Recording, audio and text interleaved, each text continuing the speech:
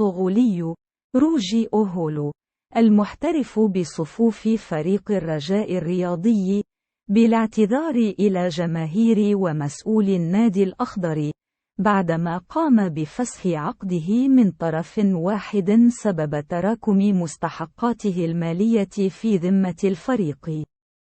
وقال أهولو عبر الصفحة الرسمية للفريق الأخضر بموقع التواصل الاجتماعي: أعتذر من مسيري وجماهير الرجاء الرياضي، كان هناك سوء تفاهم والآن كل شيء على ما يرام، وأنا هنا من أجل الدفاع على قميص الفريق والتتويج بالألقاب.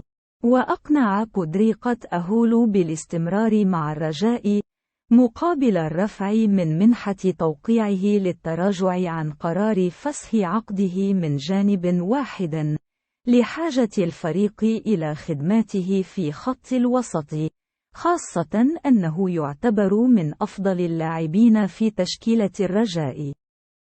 وارتفعت أسهم أهولو في سوق الانتقالات بعد أدائه الجيد مع الرجاء، إذ توصل بعروض احترافية من أوروبا والخليج، وينتظر مناقشتها مع المكتب المسير الحالي للحسم في مستقبله.